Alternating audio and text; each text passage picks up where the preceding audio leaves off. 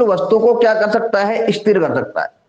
बल क्या है, एक कारक है बेटा जो स्थिर वस्तु को गतिशील कर सकता है और गतिशील वस्तु को क्या कर सकता है, स्थिर कर सकता है। उसी प्रकार बेटा वर्क का मतलब क्या होता है कि जैसे मैंने मान लेते हैं कि इस सरफेस पर कोई एक ब्लॉक रखा है जिसका मास है स्मॉल m,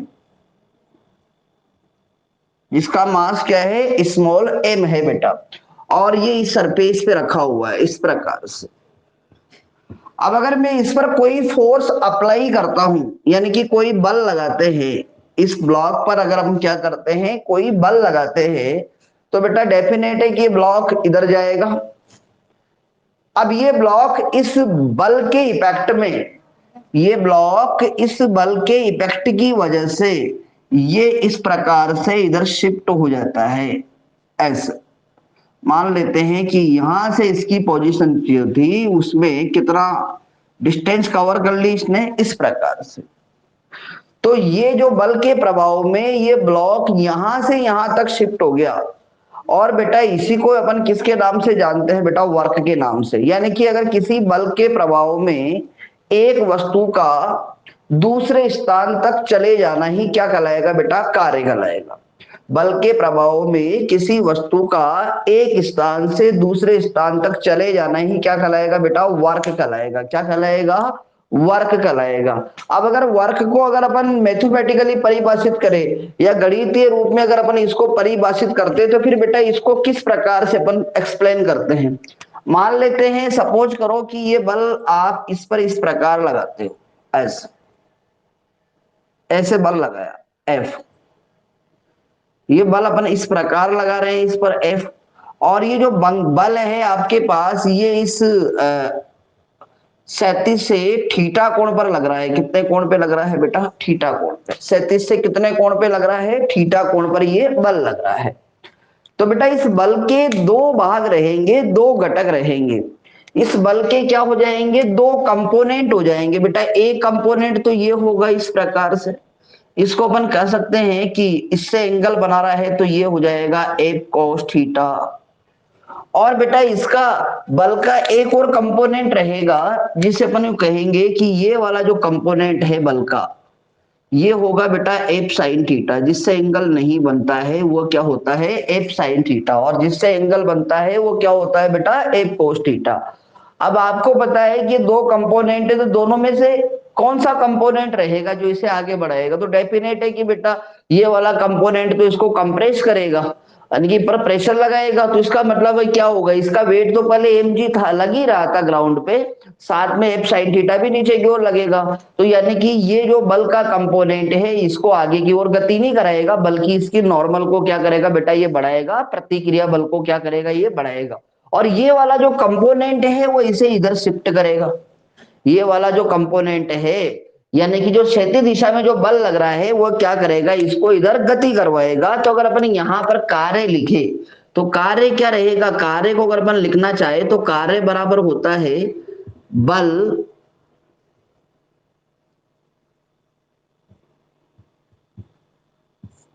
का विस्थापन की दिशा में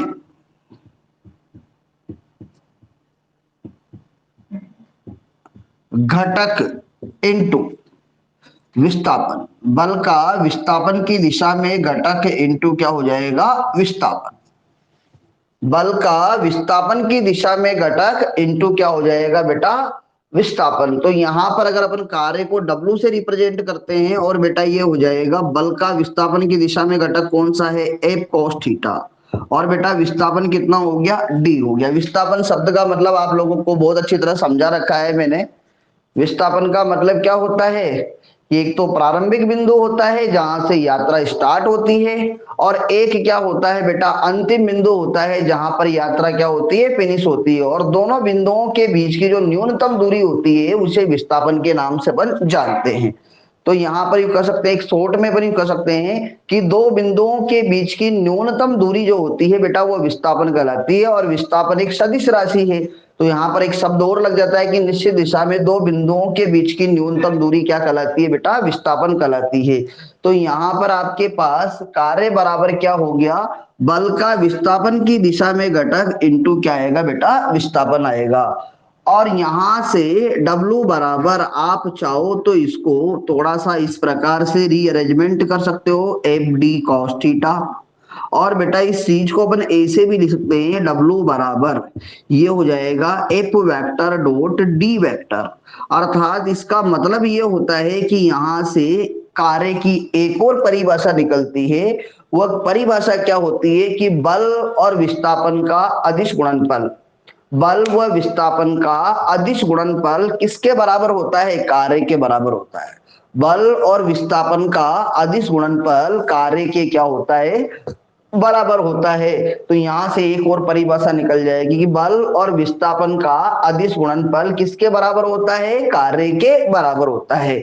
और बेटा कार्य का मात्रक क्या है बेटा, जूल होता है। कार्य का मात्रक क्या होता है, जूल होता है।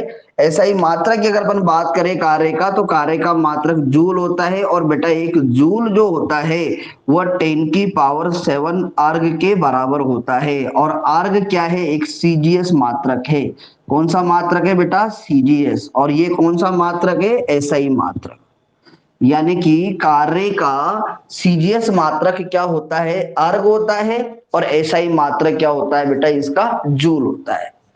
अब इसके बाद में अगर अपन कुछ क्वेश्चंस को अगर अपन डिस्कस करते हैं, जैसे मान लेते हैं कि छोटी सी प्रॉब्लम ले लेते हैं यहाँ पर, तो ये तो बात आपके समझ में आ गई होगी कि बल और विस्थापन का अदिश गुणनफल किसके बराबर होता है, कार्य के बराबर होता है। अब बेटा यहाँ पर हम ये जानते हैं कि अगर केस फर्स्ट पे अगर अपन विचार करते हैं, केस फर्स्ट, तो बेटा केस फर्स्ट में अपन क्या लिखेंगे कि यदि बल और विस्थापन क्या हो, यानी कि एफ वेक्टर और डी वेक्टर पैरेलल हो, इनके बीच का एंगल क्या हो, थीटा बराबर क्या हो, 0।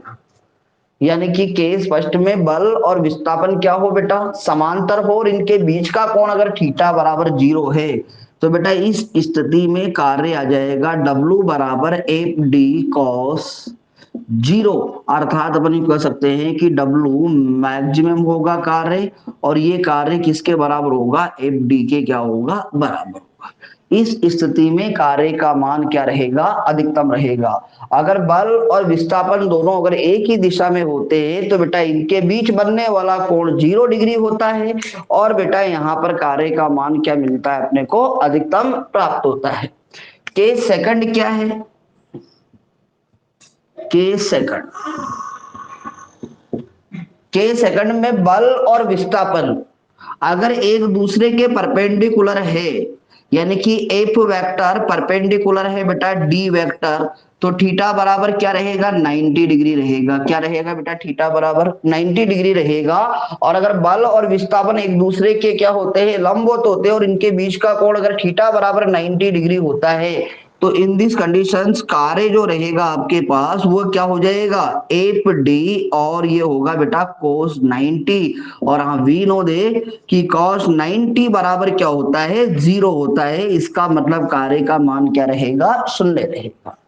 कार्य का मान क्या रहेगा बेटा, शून्य रहेगा।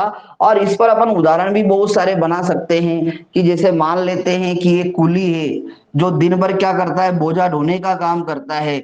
और अगर ये कुली अगर सड़क पे चल रहा है इस प्रकार से, और बेटा इसके ऊपर कोई बॉक्स रखा हुआ है, और ये इस प्रकार से जा रहा है, आपसे पूछा जाए कि इस कुली के द्वारा किया गया कार्य बताइए, तो बेटा इस कुली का जो वेट रहेगा, ग्रेविटेशनल जो लगेगा इसका वेट, वो हमेशा क्या रहेगा बेटा, डाउनवर्ड रहेगा, mg।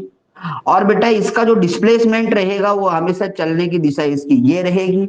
और दोनों के बीच का एंगल थीटा बराबर कितना रहेगा, 90 डिग्री रहेगा।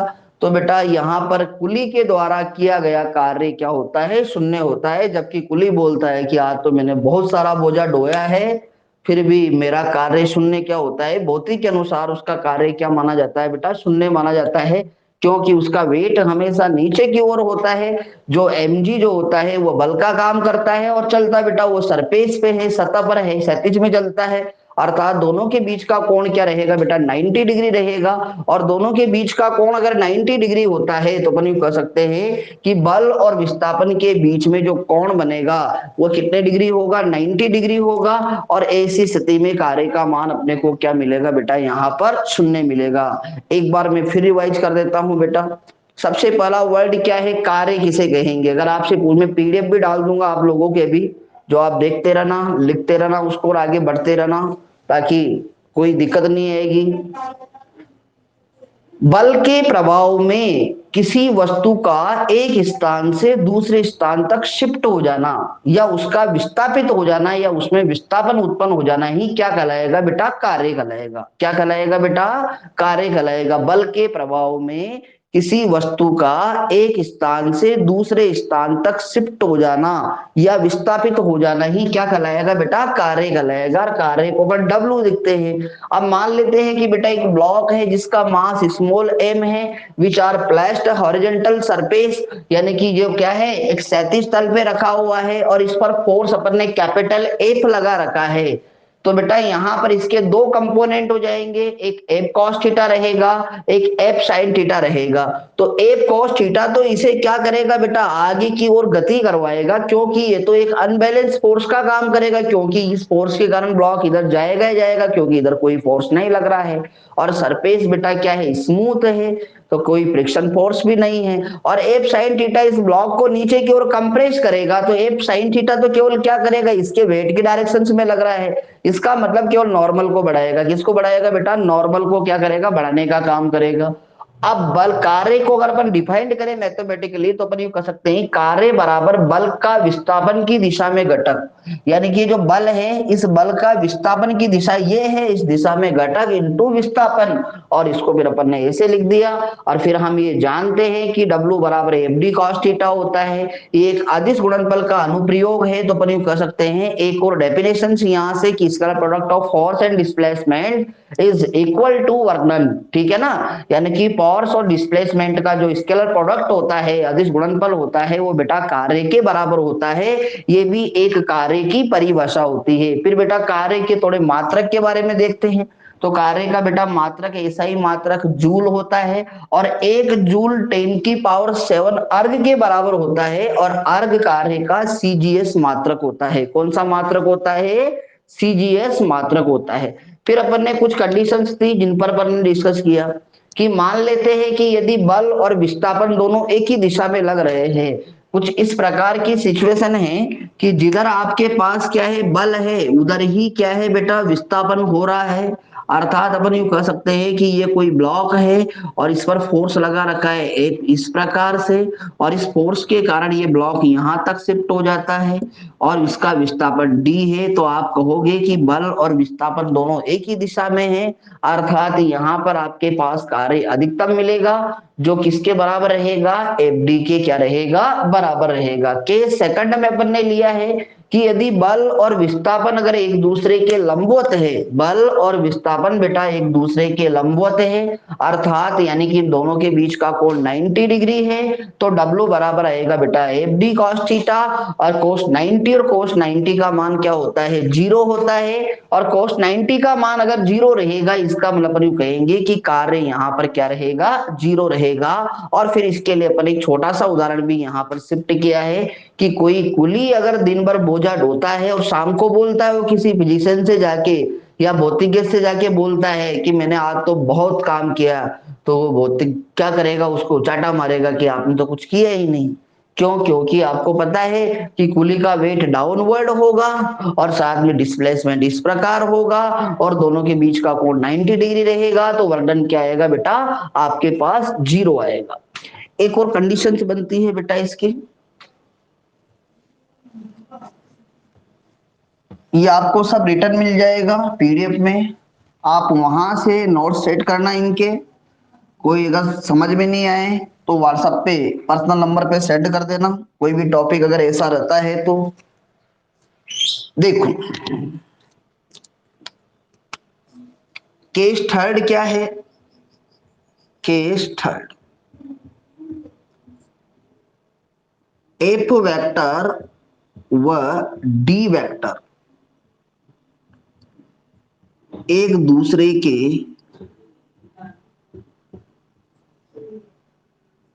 विपरीत दिशा में हो, विपरीत एफ वेक्टर व डी वेक्टर एक दूसरे के विपरीत दिशा में हो।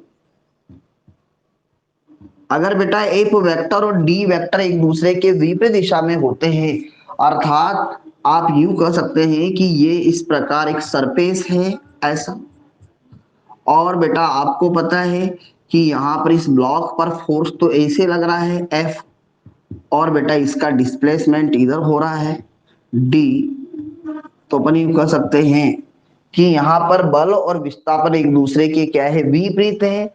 तो बेटा यहाँ पर एंगल कितना रहेगा, थीटा बराबर दोनों के बीच का 180 डिग्री रहेगा। और यहां से अगर अपन कार्य लिखना चाहे तो W बराबर आएगा एफ डी कॉस 180, और ये जो कार्य आएगा बेटा ये नेगेटिव रहेगा। क्या रहेगा बेटा, ये नेगेटिव रहेगा, और इसको आप लिख सकते हो ये अधिकतम ऋणात्मक कार्य होगा। तो बेटा कार्य का मान पॉजिटिव भी हो सकता है, कार्य का मान नेगेटिव भी हो सकता है, और कार्य का मान बेटा शून्य भी हो सकता है। अगर कभी भी फोर्स बेटा इस प्रकार, जैसे सपोज करते हैं कि ये बेटा इस प्रकार से ग्राउंड है ऐसा, और बेटा एक ब्लॉक है जिसका मास है स्मॉल m, और इस ब्लॉक को कुछ ऊंचाई पर लिया जाता है, ले जाया जाता है h हाइट पर, यहां पर ले जाते हैं इस प्रकार से। तो बेटा आपको पता है कि अगर मैं यहाँ पर इसका अगर एक इंस्टेनियस अगर डायग्राम बनाए तो mg बेटा इसका इस प्रकार रहेगा, और ले जा इधर रहे हैं, तो ऐसी स्थिति में वर्क डन क्या आएगा, नेगेटिव आएगा। और वर्क डन क्या रहेगा, अगर आप देखो यहाँ पर गुरुत्वाकर्षण बल के द्वारा जो कार्य किया जाएगा Wg, ग्रेविटी के द्वारा, वह कार्य अपने को क्या मिलेगा कि mg की डायरेक्शन ये फोर्स का काम करेगा, और h और इन दोनों के बीच का एंगल कितना होगा, 180 रहेगा। और बेटा ये जो Wg है ये आपके पास यहाँ पर क्या आएगा, -mgh आएगा। अगर किसी वस्तु को h ऊंचाई पर ले जाया जाता है तो ऐसी स्थिति में वर्क डन क्या रहता है बेटा, ऋणात्मक रहता है। किसके द्वारा, गुरुत्वाकर्षण बल के द्वारा जो कार्य किया जाता है वह क्या रहेगा बेटा, आपके पास ऋणात्मक रहेगा।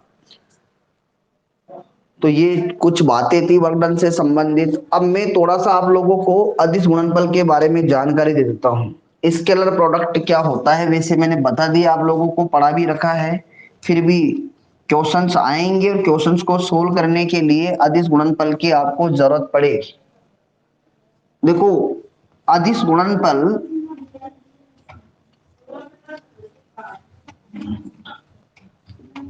अदिश गुणनफल का एप्लीकेशन ही आपके पास कार्य होता है।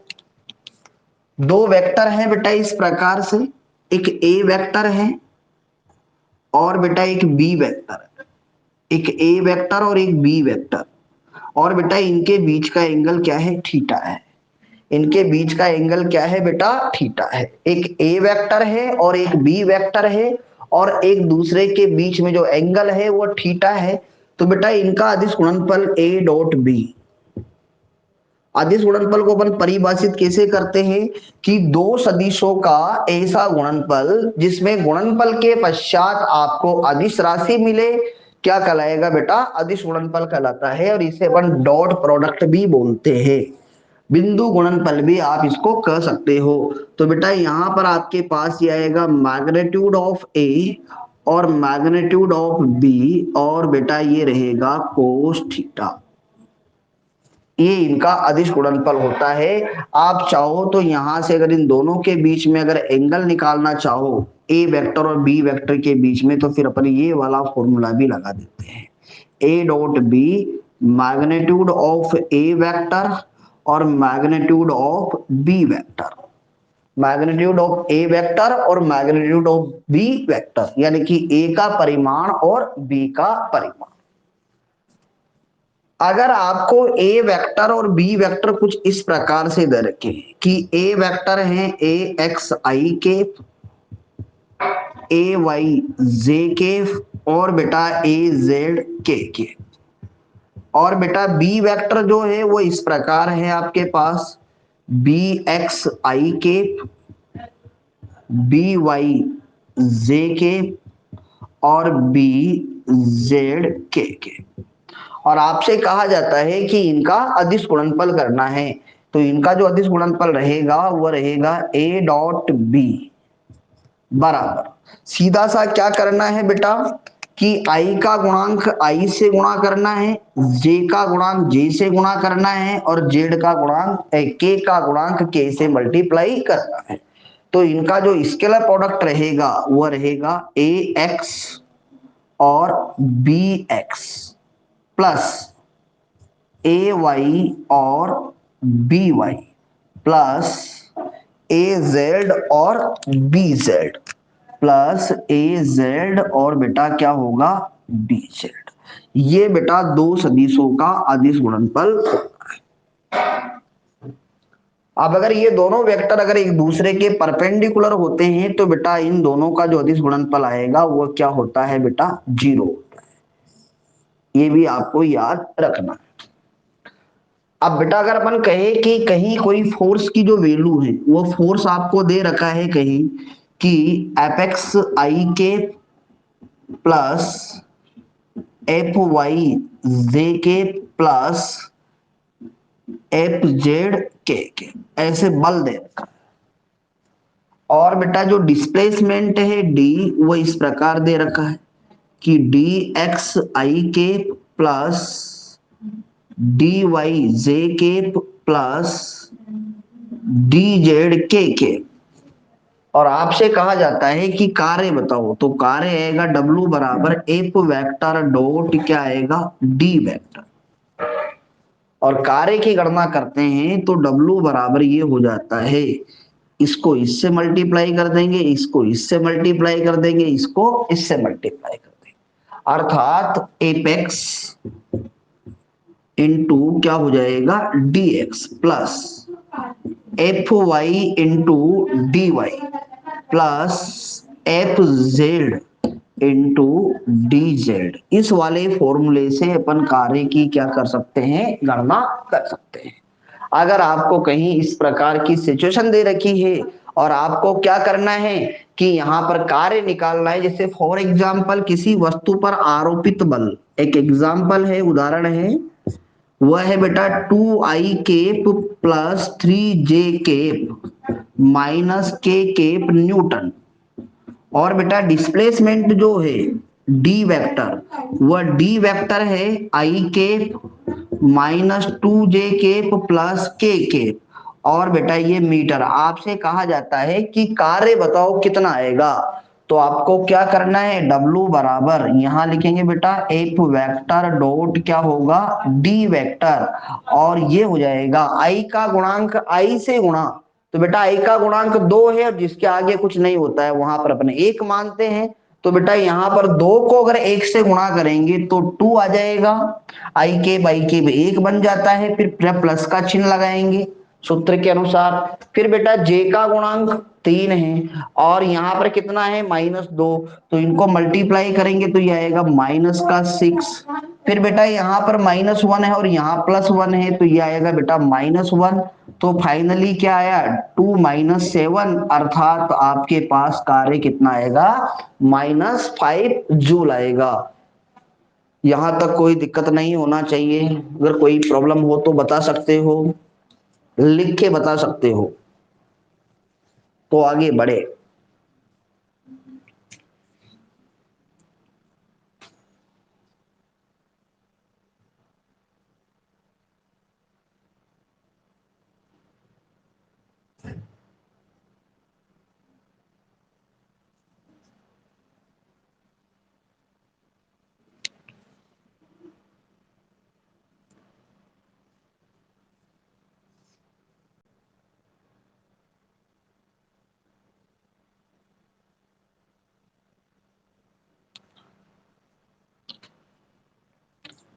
ओके बेटा,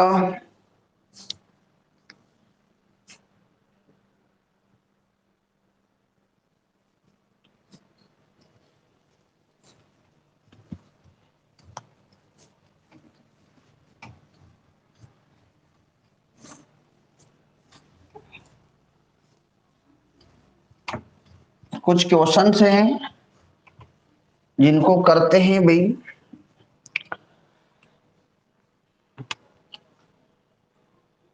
एक ब्लॉक है,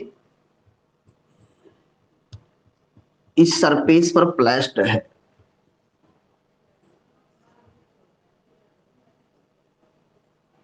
और इस पर फोर्स लगा रखा है इस प्रकार से। एफ बराबर है 50 न्यूटन।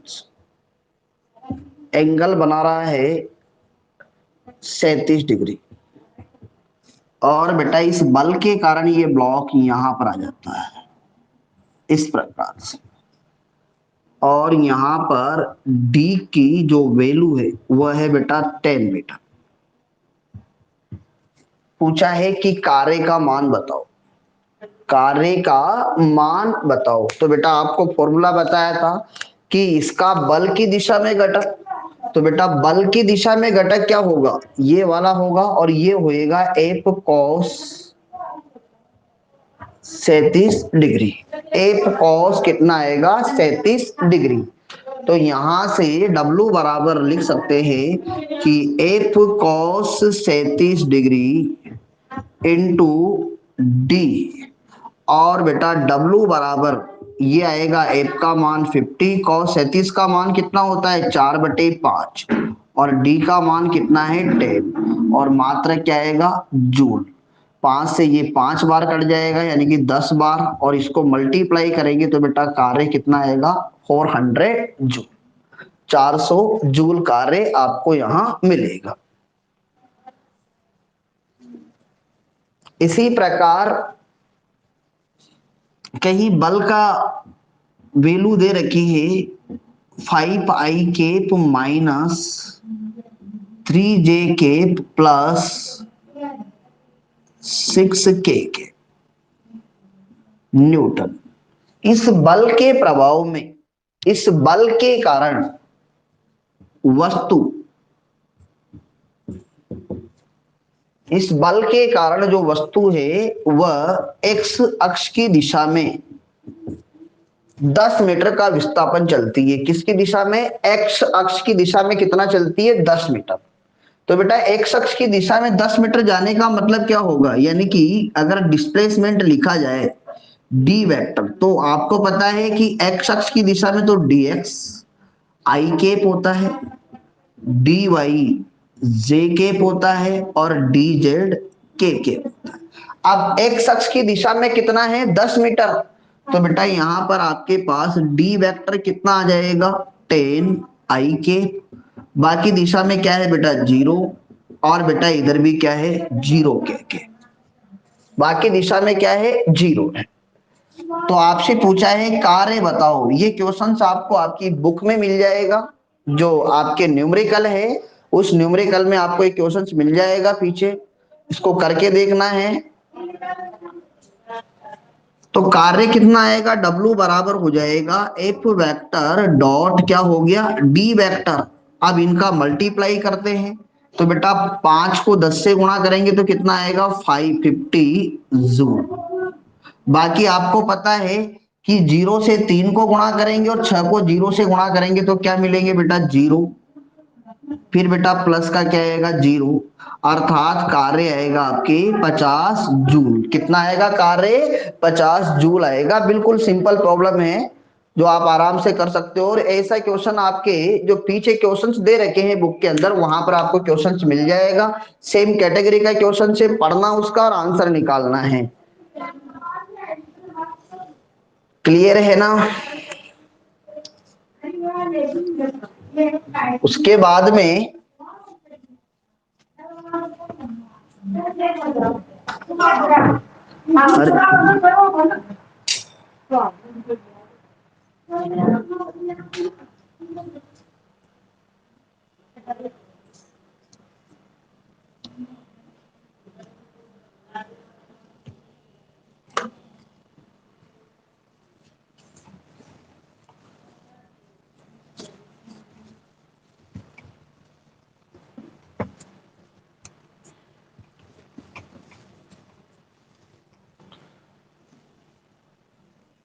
छोटा सा पार्ट है बेटा, कार्य की शून्य होने की स्थितियां।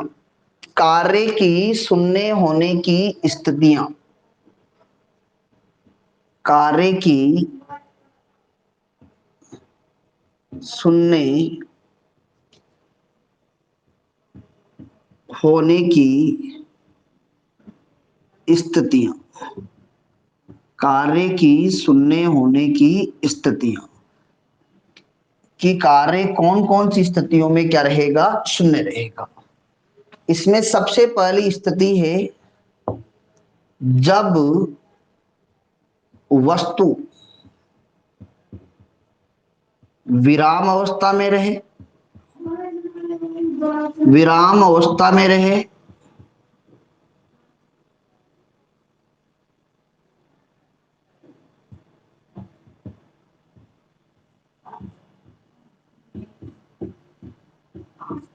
या एक समान वेग से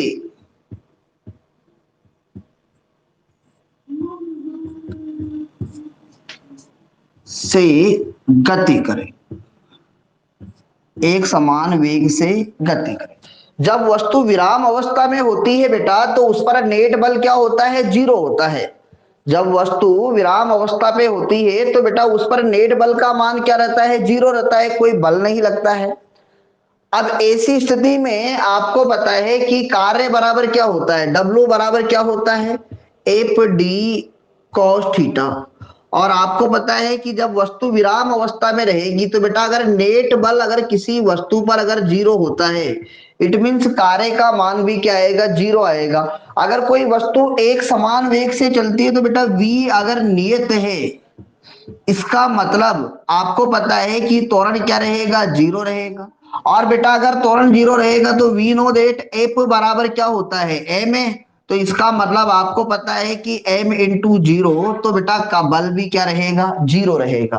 तो अगर किसी वस्तु पर बल का मान जीरो होता है या कोई वस्तु अगर आपके पास नियत वेग से गतिशील या विराम अवस्था में है तो बेटा ऐसी स्थिति में कार्य का मान क्या होता है, जीरो होता है। यदि कोई वस्तु इक्विलिब्रियम में है, कोई वस्तु अगर साम्य अवस्था में है तो बेटा उस पर कार्य का मान क्या रहेगा, जीरो। देखो ये चीज आप लोगों को मैंने पहले भी बता रखी है, किसी भी वस्तु को साम्य अवस्था में तब ही कहा जा सकता है जब उस पर कोई नेट बल नहीं लग रहा हो, जब उस पर कोई नेट बल नहीं लग रहा हो। और बेटा वस्तु पर नेट बल शून्य होने की केवल दो ही कंडीशंस होती है, या तो वस्तु रेस्ट पे रहे या फिर वस्तु एक समान वेग से गति करे। या तो वस्तु क्या रहे बेटा, रेस्ट पे रहे, या फिर वस्तु अगर एक समान वेग से गति करती है तो अपन कहेंगे कि उस पर नेट बल क्या रहेगा बेटा, शून्य रहेगा। अर्थात उस पर अगर नेट बल शून्य रहेगा तो बेटा कार्य का मान भी क्या रहेगा, जीरो रहेगा। दूसरी स्थिति है बेटा जब वस्तु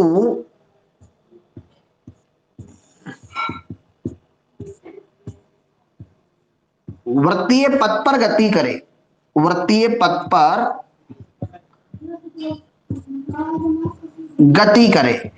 अगर वस्तु वृत्तीय पथ पर गति करती है, अगर कोई वस्तु वृत्तीय पथ पर गति कर रही है इस प्रकार से, तो बेटा जब वस्तु वृत्तीय पथ पर गति करती है तो बेटा इस पर फोर्स लगता है, वो होता है अभिकेंद्रीय बल।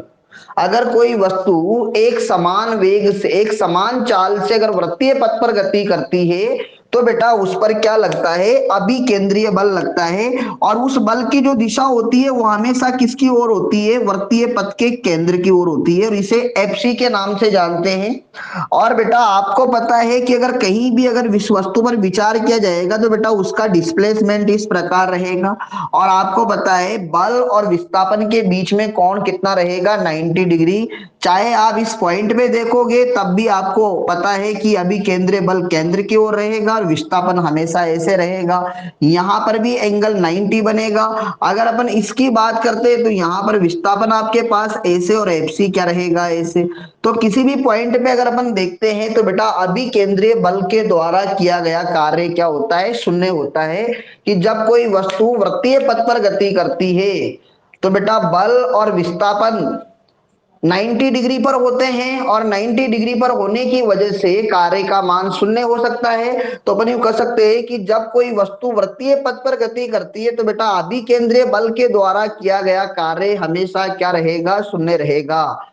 जब कोई वस्तु वृत्तीय पथ पर गति करती है तो बेटा अभिकेंद्रीय बल के द्वारा किया गया कार्य क्या होता है, शून्य होता है। अर्थात इस स्थिति में आपके बल और विस्थापन यानी कि अभिकेंद्रीय बल और विस्थापन दोनों एक दूसरे के क्या रहेंगे, परपेंडिकुलर रहेंगे, एक दूसरे के लंबवत रहेंगे। और एक दूसरे के लंबवत रहने की वजह से इनके बीच का जो एंगल रहेगा वो थीटा बराबर 90 डिग्री रहेगा। और एंगल अगर थीटा बराबर 90 डिग्री रहेगा तो अपन कहेंगे कि यहां पर कार्य का मान क्या आएगा, शून्य आएगा। यहां कार्य का मान क्या आएगा, शून्य आएगा। यदि कोई वस्तु वृत्तीय पथ पर गति करती है तो अभिकेंद्रीय बल के द्वारा किया गया कार्य हमेशा क्या आएगा, शून्य आएगा। क्योंकि आपको पता है कि जब वो वृत्तीय पथ पर गति करेगी तो बेटा बल उस पर केंद्र की ओर लगेगा कहीं भी हो, लेकिन विस्थापन जो रहेगा वो क्या रहेगा, परिधि के स्पर्श रेखीय रहेगा। तो आपको पता है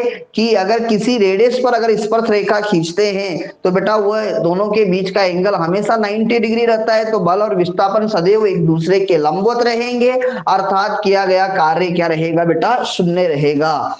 ये आपको याद रखना है। तीसरी स्थिति होती है बेटा एक और, वो भी याद रखें। जब विस्थापन शून्य हो, जब विस्थापन शून्य हो, जब विस्थापन क्या हो, शून्य हो।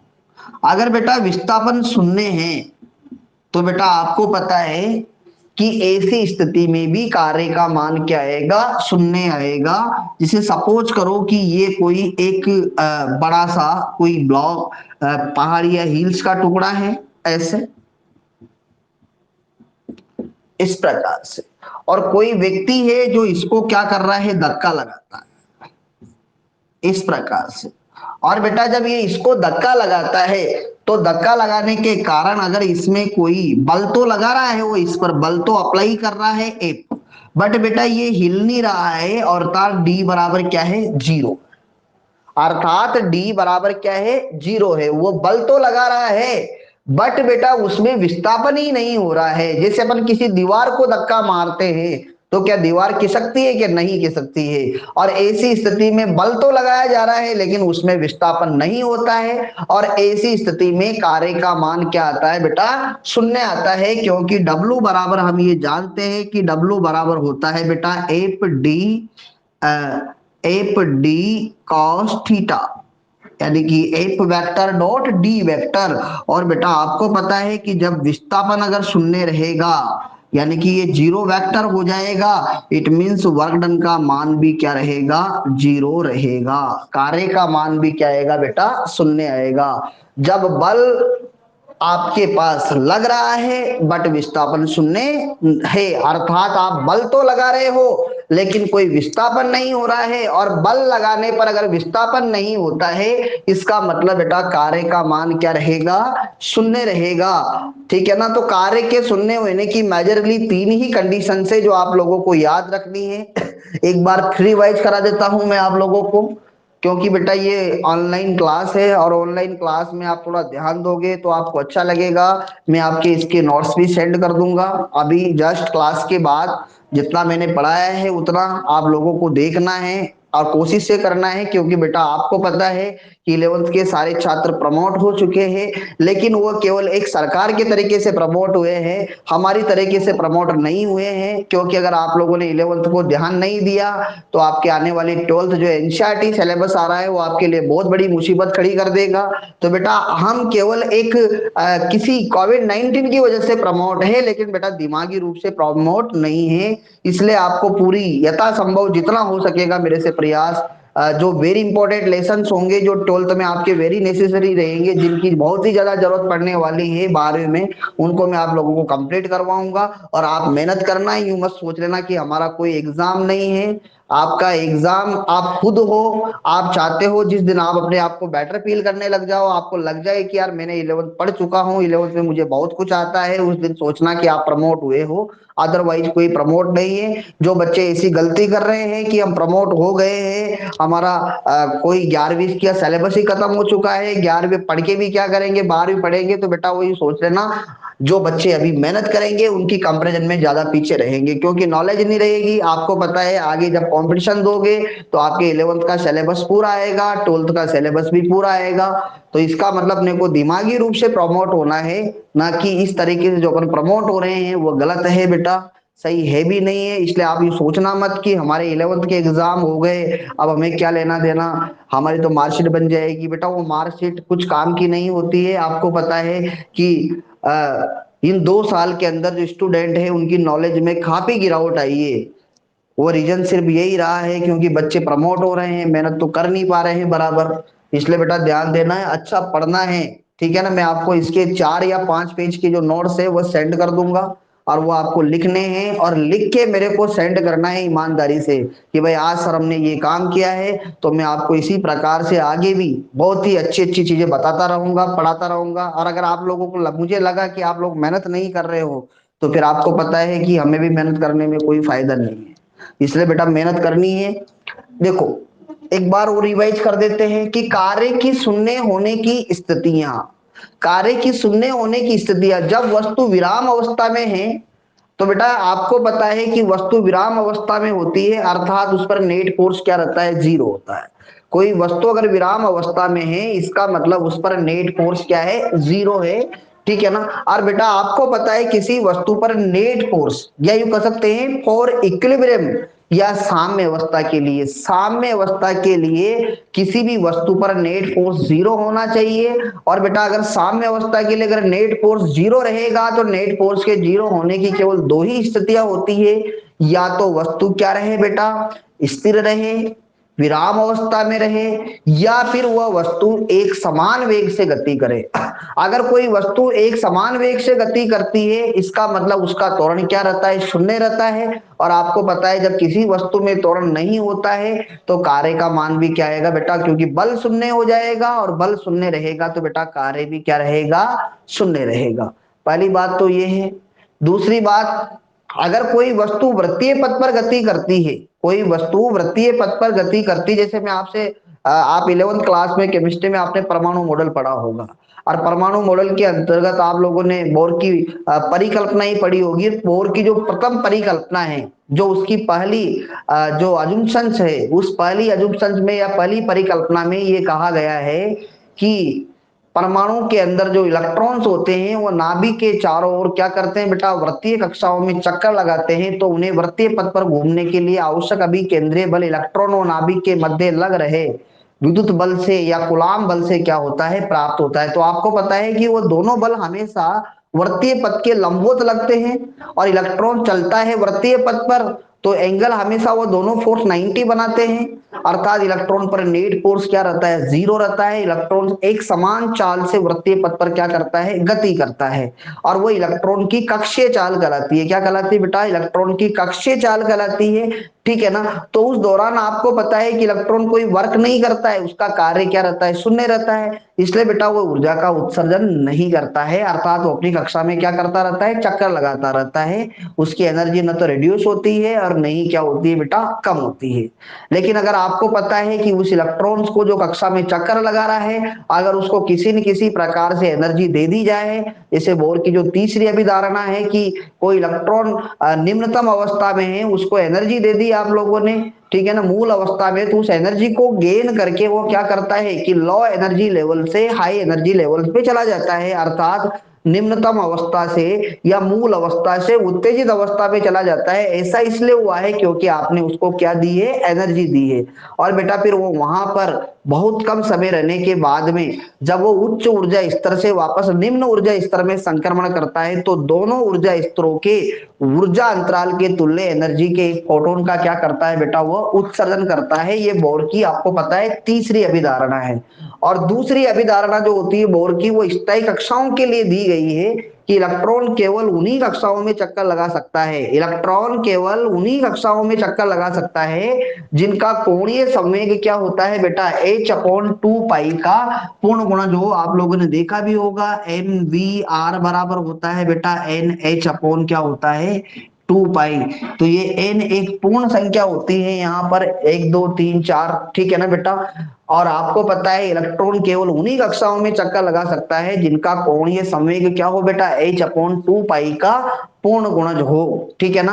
तो बेटा यदि कोई वस्तु वृत्तीय पथ पर गति करती है तो वृत्तीय पथ पर जब वो गति करेगी तो बल और विस्थापन हमेशा एक दूसरे के लंबवत रहेंगे और बेटा यहाँ पर कार्य का मान क्या रहेगा, शून्य रहेगा। ये दूसरी कंडीशन से तो आपसे पूछा जा सकता है। इसी प्रकार से आपको पता है कि यदि कोई कुली, यहाँ पर अपन चाहे तो वो वाला उदाहरण भी यहाँ पर भी शिफ्ट कर सकते हैं कि यदि कोई कुली क्षैतिज सड़क पर बोझा लेके चल रहा है, क्षैतिज सड़क पर अगर बोझा लेके अगर कोई कुली जा रहा है, इस पर अगर बोझा है और बेटा ये चल रहा है, तो ऐसी स्थिति में इसका वेट जो रहेगा mg वो हमेशा नीचे की ओर रहेगा, लेकिन बेटा इसका डिस्प्लेसमेंट क्या रहेगा, क्षैतिज में रहेगा और दोनों के बीच का कोण कितना रहेगा, 90 डिग्री रहेगा। तो यहाँ पर इस कुली के द्वारा किया गया कार्य क्या रहेगा बेटा, शून्य रहेगा। यानी कि इस कुली के द्वारा जो कार्य किया जाएगा वो क्या रहेगा,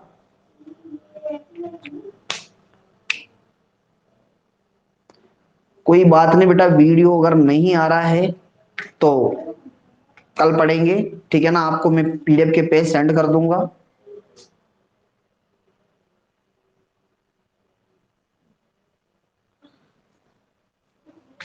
अच्छा वीडियो में दिक्कत,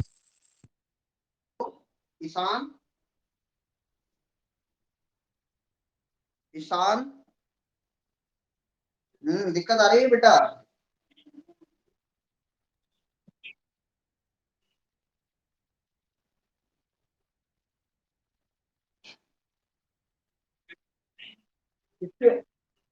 हाँ कोई बात नहीं, तो आगे पढ़ेंगे, कल पढ़ेंगे। कल है ना मैं टाइम डाल दूंगा तुम्हारे मॉर्निंग में, देखते हैं कल का, कल छुट्टी भी रह सकती है तुम्हारी, बता दूंगा मैं आपको, टाइम डाल दूंगा, ठीक है ना। और तो कोई दिक्कत नहीं है, मैं पीडीएफ भी सेंड कर दूंगा तुम्हारे, इसकी जो करते रहना तुम काम।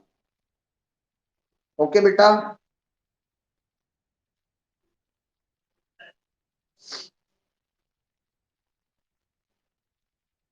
खुशबू,